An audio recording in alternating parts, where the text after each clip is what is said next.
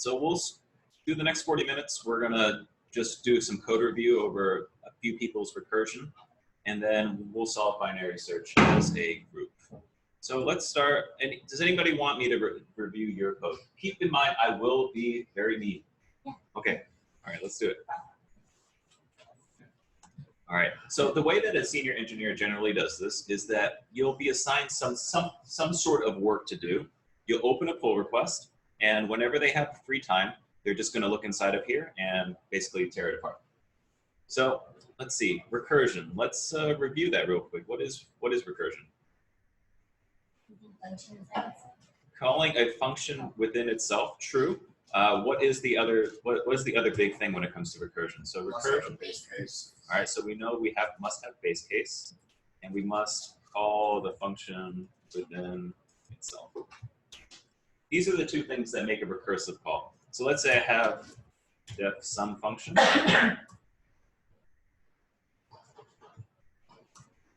right. I know first things first, I always need a base case. What is a base case and why is it important? Yeah, since you're calling yourself with some type of decrement or some type of change, you need a status or state where the recursion stops. Without it, you will not stop. Okay. Yeah, that's pretty much it. So base case is when I call a function over and over again. It's like saying you can do anything that you can do with the loop, you can do with recursion. Anything you can do with recursion, you can do with the loop. When you do something over and over again inside of a loop, you set a starting and ending condition. So it's like when I start from, if I want to print out the number 0 to 100, if I'm just using regular Python, I think it's like for I in range 0 to 100, and then print I. You have a starting case and you have an ending case, so you know what the limitations are. When you do something using recursion, instead of calling the loop like this, you're going to call some function within some function. So if you ever see a function call within the same name of the function, you know you've got a recursive method. You also need a base case. The base case is basically saying, when am I going to stop? Otherwise, I'm just going to keep calling myself forever. So you need those two particular things. Let's jump over to Hank and Holly's thing from yesterday. If we take a look at the challenge, it was to redo a whole bunch of challenges that we've already done using iteration, but now using recursion. So we've got, oh no, I forgot to remove that. I'll remove that. We're gonna use just. So we got factorial, palindrome, 99 bottles, and Roman numerals. Which one do you think we should review for Holly and Hank?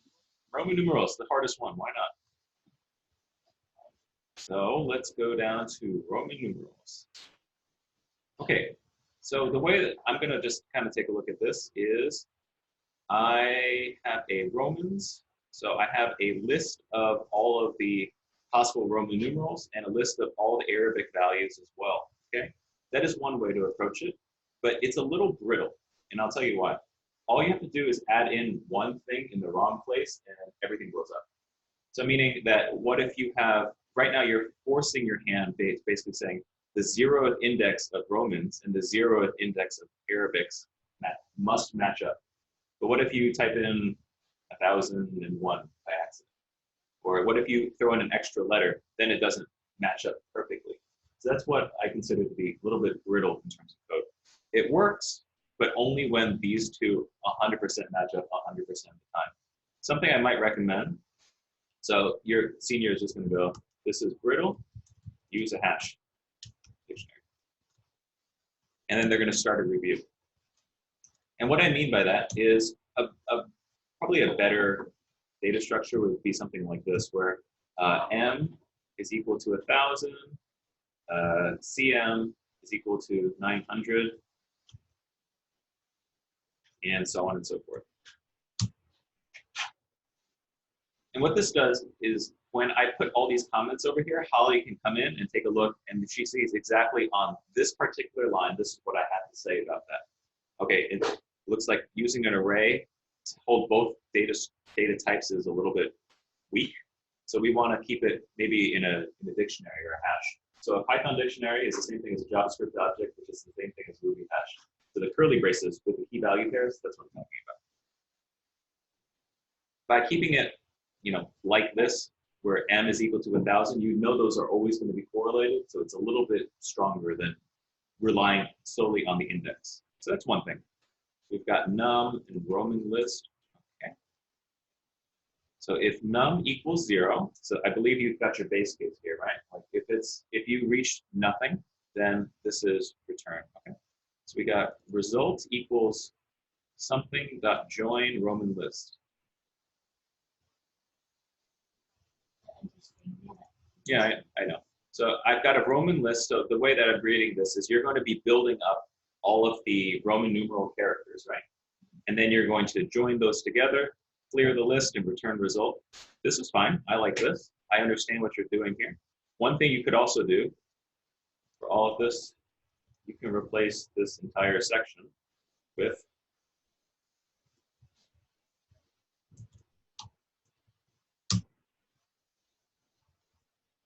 that. Because once you get down to 0, there's no more decrementing you're going to do, right? So you know that you can return the result at that point. So you just set a result equal here. You cleared the list, which you technically don't need to do, and then you return the result. You could just actually just return this thing, and I believe that will give you the same output. So we've got a few extra variables, which is fine. But if you wanted to make it a little less verbose, you can just do return this line and be done with it. What was our issue with that, Holly? Did we clear it because when we would return it, like it would was adding, oh, you know why we did it? Because of the test. Our tests were passing. That's exactly why we did it. So Okay. it was adding the result from the last test to the Yeah. next test. Okay. And also something I realized is that you're pushing, anytime you're pushing into an array, you can probably do the same thing with a string. So you can save your computer one extra calculation. So I'll put that up here. Actually, it makes more sense to put it down here. Also, anytime that you push to an array and then join the array contents, you can probably just add to the string and be done with it. Okay. So let's see. So for I and underscore char and enumerate Arabics, okay, what is this underscore in the front here?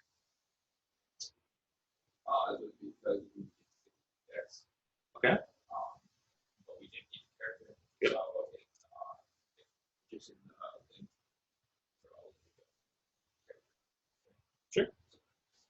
Yeah, so the underscore here is important because it's, I mean, you could just do char and not have the underscore in the front. The convention says that if you're going to have access to a variable that you're not using, in our case, we're not using this char, the second thing, all you have to really do is put an underscore in the front. That signifies to other people, this is a variable that is available, but we're not using right now. When you enumerate over a particular array, it keeps track of first the index and then the character. So let's see that in real life. Let's touch a file real quick, example.py. I'm going to have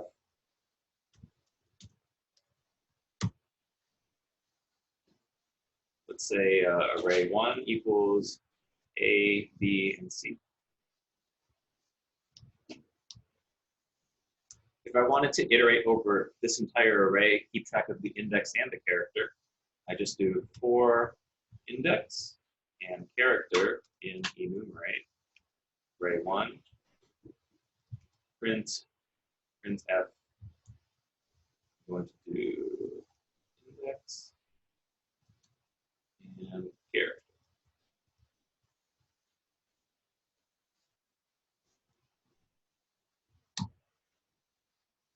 And when I run this, Python example.py, 0 goes to A, 1 goes to B, and 2 goes to C. I don't know if this is like magic or if people know this already, but just in case I wanted to iterate over it. So what Hank and Holly are doing in their function here is they're enumerating it over everything. They keep track of the index and also the character at the index.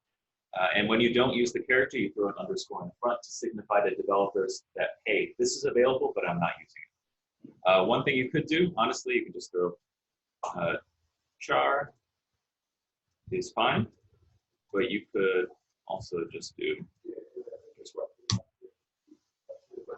Yes.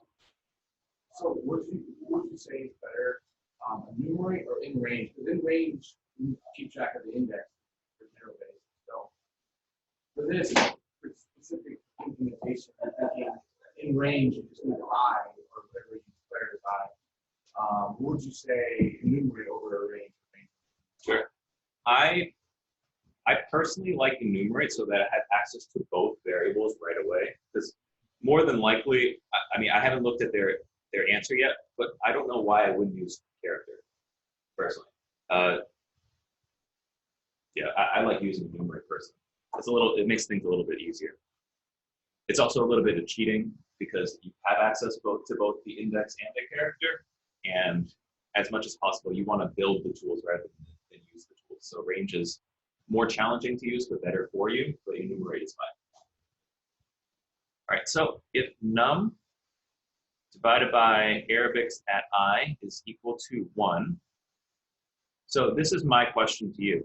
Since you're finding Arabics at 1, which is equal to char, why are we not using char?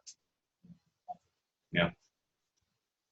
So Arabics at I is the same thing as char. I would use char. All right, so if you divide it and it's greater than or equal to 1, meaning that this number is larger than Arabics at I, I'm going to do times num, so you're doing floor division here. So another thing that I'm noticing right away, the moment you start calling the same thing 2 to 3 times, you might want to create a variable out of it. So let me put it on the right. You are calling Arabics at I 3 times. I would use a variable for this. So since you said that usually that's the same as char. It is the same thing as char. Yeah, so could we use char as that? You could, yeah, but I would just take the underscore out because you are now using it. In this case, make char and use char. All right, so subtract equals times equal number minus subtract. So again, subtract makes sense to you, but for someone who's just coming in, I have to really wrap my mind around what does subtract mean. Like I've done this enough so that I know what subtract means. It's like how many times does it evenly go inside of there that you multiply it and it takes away. But you need to make your variables a little bit more descriptive. So subtract is not a great variable name because it's not describing exactly what's happening.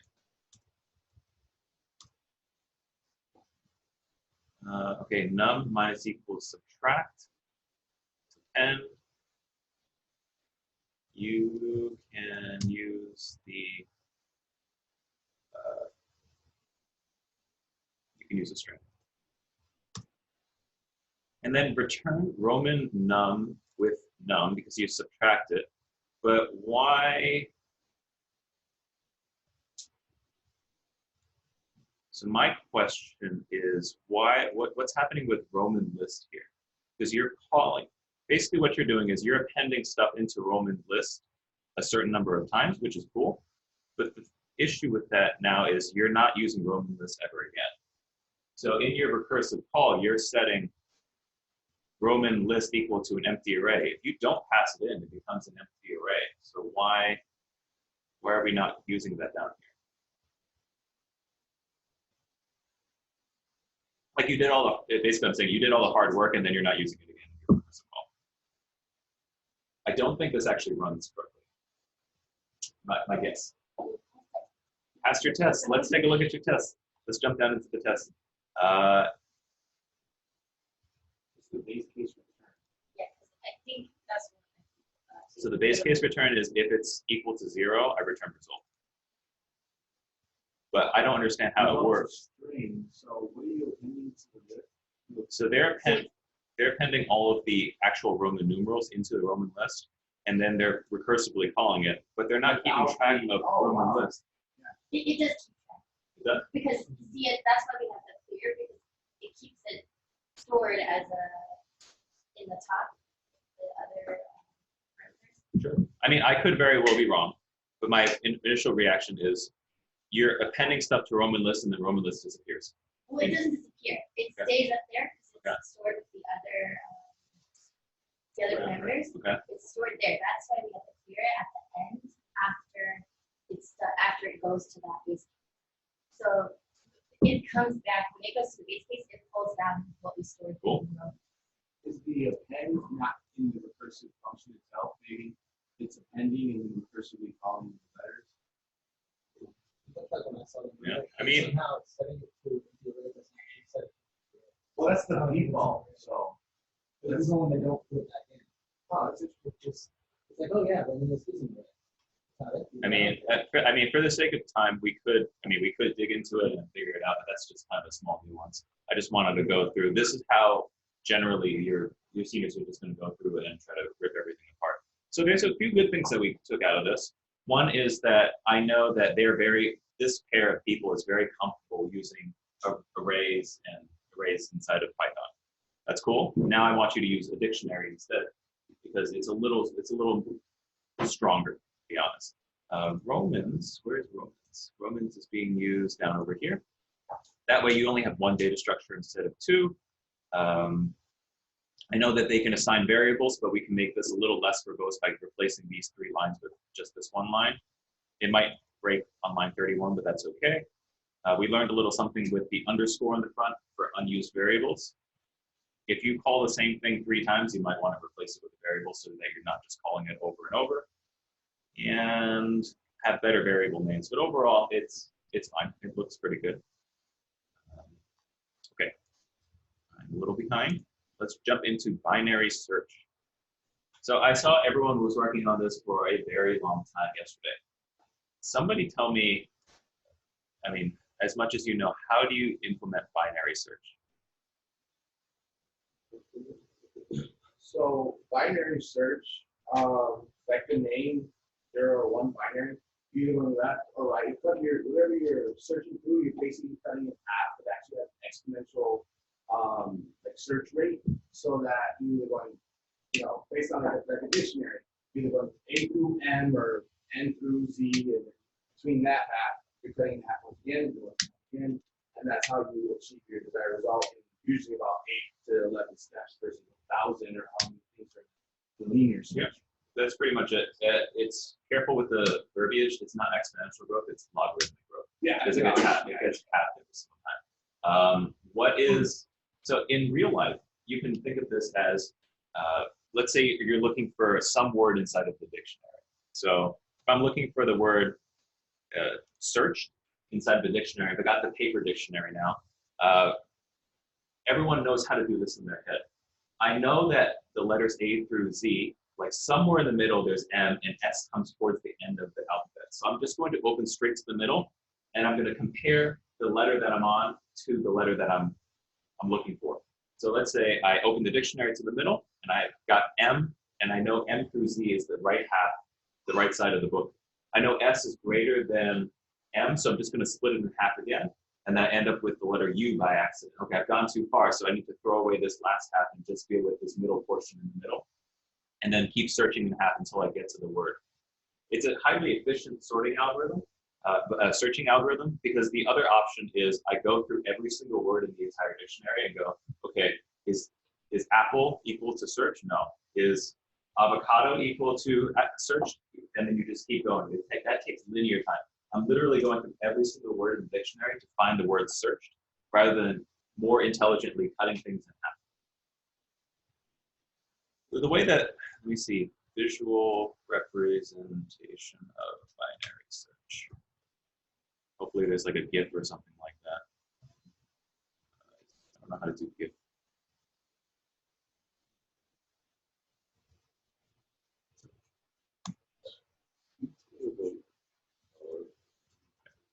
I'll just have to do it here, that's fine.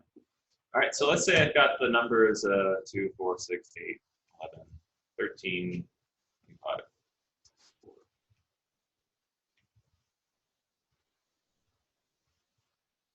And I'm looking. What's that? Oh, it does.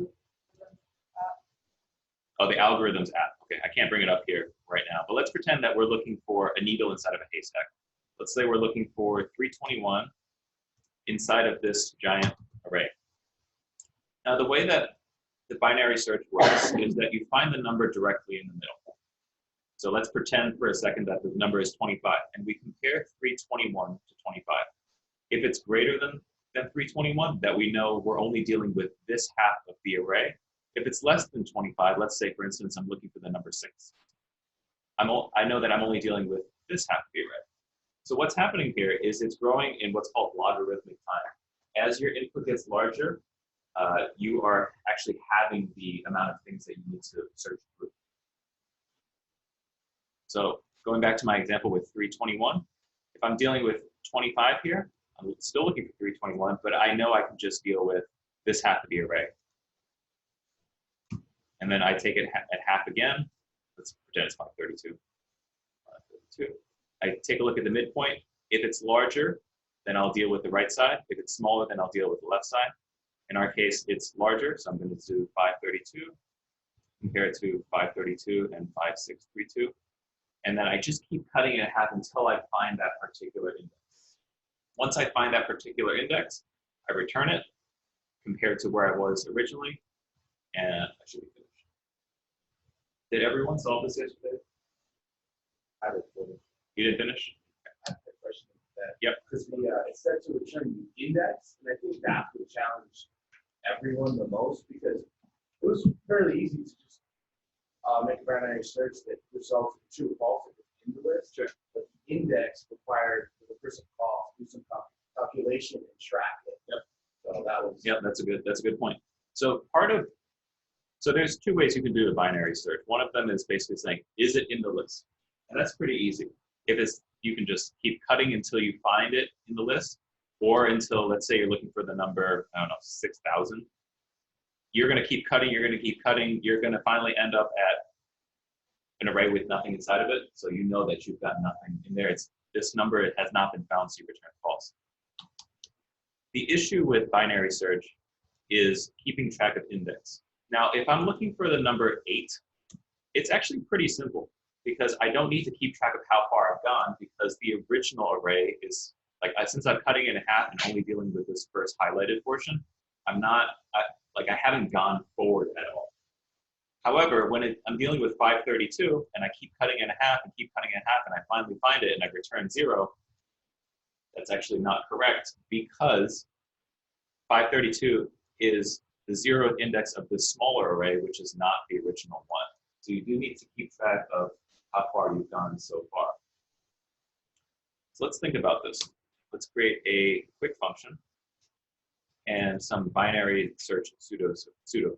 So number one, I always try to create a function called binary search.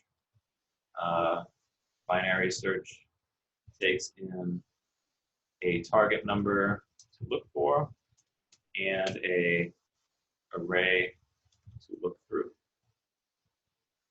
Number two, I'm going to get the middle index. Then I'm going to get the middle number.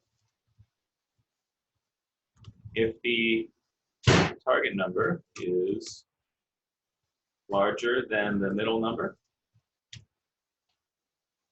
I don't know what to do here. 5, let's say 1, 2, 3, 4, 5, 6, 7, 8, 9. Okay. So if the target number, let's say that we get to, say we're looking for the number 8 inside of this array, we're going to get the middle index, which is somewhere in the middle of here.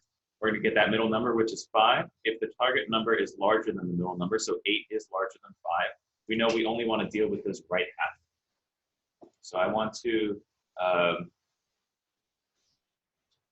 run the algorithm again with the right half of the array and keep track of how far I've moved forward, which is middle index. That's how far I've gone so far. All right, otherwise, if the target number is smaller than the middle number, run the algorithm again with the left side.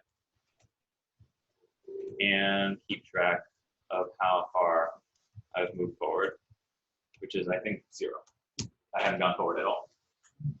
And basically, I'm going to repeat until I find the number, and then add, and then return the index and how far I've moved. Otherwise, return -1 because it's not.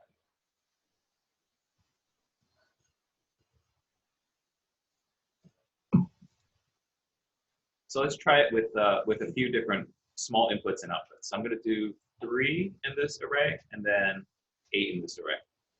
Following these steps, I'm going to find the middle index, which is, I think it's 5. And then the 5th number inside of this array is actually 5. If the number is larger than how far if the target number is larger than this middle number, which it is, run the algorithm again with half the array. So I have 8, 5, 6, 7, 8, 9, 10. And I also need to keep track that I've moved forward 5 spaces. Then I cut it in half again, somewhere in here, I think it's like 2. And 7 is still larger, so I'm gonna go, 8 is still larger than 7, and then I'm gonna go 8, 9, so 8, 9, 10. I've moved forward 7 spaces. I get to the middle again, and I believe that is the answer. I get 8. I know that 8 is the middle index right here. So that's 1 plus 7. That gives me the 8 index, 0, 1, 2. I think this is, there's some weird math going on here. Actually, the 9th, sorry, 0? 0, 1, 2, 3, 4, 5, 6, 7. So I'm supposed to get 7. So there's a little bit of math that's a little strange here and there. So we know we have to round up and down. But essentially, that's the process of how I would search for this. Using 3, it's a little simpler. I find the middle number, which is 5. It's smaller than that, so I can just do 3, 1, 2, 3, 4, 5. And then I split it in half again.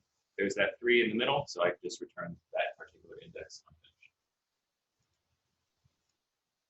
So let's try to solve this.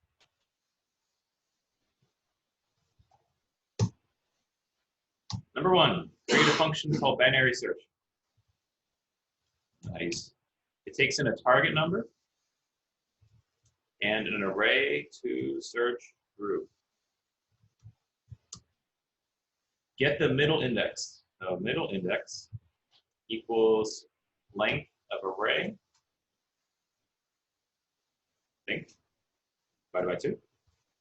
Probably the smaller one. All right, and I'm going to get the middle number. So middle number equals array to search through at the middle index. If the number is larger than the middle number, if target number is greater than the middle number. Wait, first of all, what happens if it is equal to?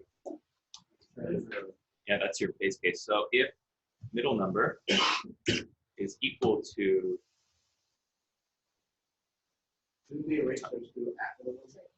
sorry, so if target number is equal to middle number. To answer your question, Ryan, I think I found the middle number already, so I'll just say, because I'm going to be referencing it over and over again. So if target number is equal to the middle number, I'm going to return middle index. Yes. So middle index, the length of array to search through divided by 2 plus 1. It's up to you. Oh, so, okay, so that part didn't matter. That part doesn't. I don't think that part matters. I've always rounded down. My whole problem with this was I'll explain, but my list of going out of range index. You know. Yep. I think because when you do length plus 1, it's always, it could be because it's going to round down plus 1. Right. So if you do plus 1 to something that's halved, so let's say you have a range like 3 numbers. If you divide that by 2, you get 1, then plus 1, like in your, I think rounding down is always safer than adding 1. Okay. Because then you'll always know that at least that exists rather than if you go over. Okay. Yeah. All right, so if the target number equals the middle number, return the middle index. Else if target number is greater than middle number, do something else. I'm just going to set everything else. Target number is less than middle number. Do something else. And I think that's it. There's only three options. One of them is if the target number is equal to, if it's greater than, or if it's less than. There's one more case. Yeah, when it's not equal to middle number, when it's going to hit the false case, turning -1. Okay. All right. So if length of array to search through is equal to 1, turn -1. Well, You also have to account for if it's not equal to the number. Because if it's equal at the end, right, your base case. Yeah, so your base case was if the target number is equal to it. And then if it's not equal. We had it as if the target number is not equal to the middle number and your index, then you know it's not in the range. Sure. I think these will both will hit, because basically it's either 1 or 0. Because then if you search one, like if you search something that's totally above the array, you're still going to get 1 and it's not going to return negative. Or I mean, it's going to return negative. maybe just flipping the ifs and else ifs. So the true case would You can either turn it to 0 or. Okay. So I'm going to move this one up.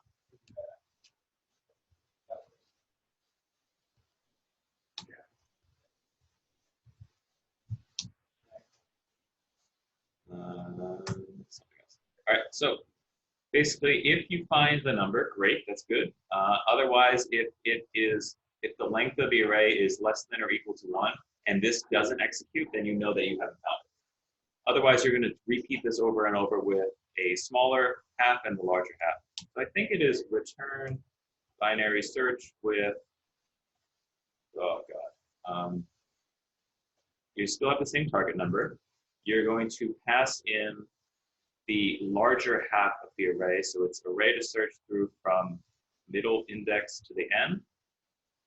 And this one is the same thing, but it's everything until middle index. So it's just that. Now, one last portion. We need to keep track of how far we've gone for the larger half. So I think I just have to do middle index.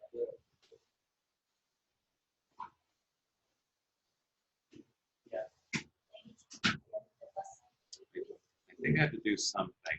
So I need to keep track of how far I've moved so far, as well as the middle index. So I'm just going to add how far I have moved equal to 0. I think this is how far I have moved plus middle index. This one is just how far I have moved. And then plus how far I have moved. Yep. I think all of us, well, not all of us, but like a lot of us, how far I moved the third parameter. It didn't say to list the third parameter in the description, but we knew we could solve it this way. We were like, oh, okay. Instead, you see we have return binary search.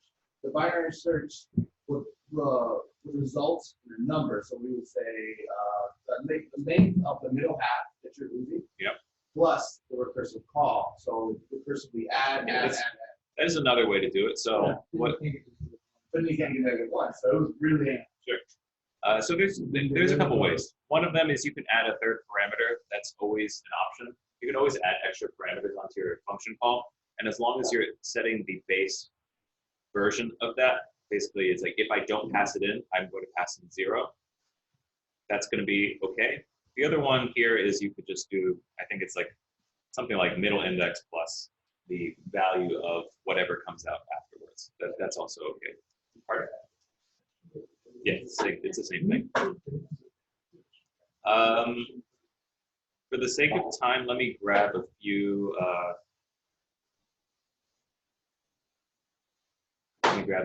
Test cases. I'm not writing unit tests right now.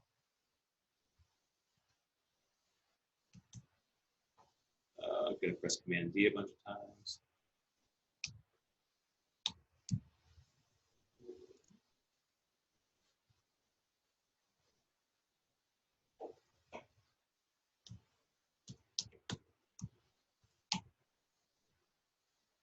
Let's just see if this runs.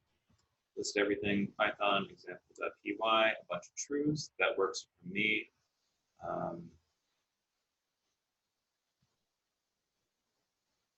Let's try it if it doesn't exist at all.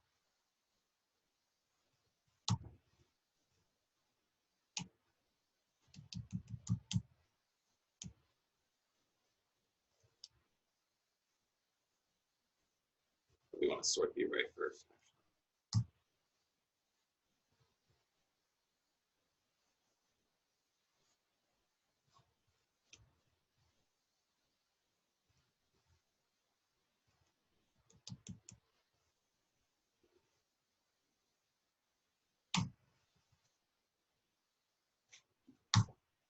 And that also runs there.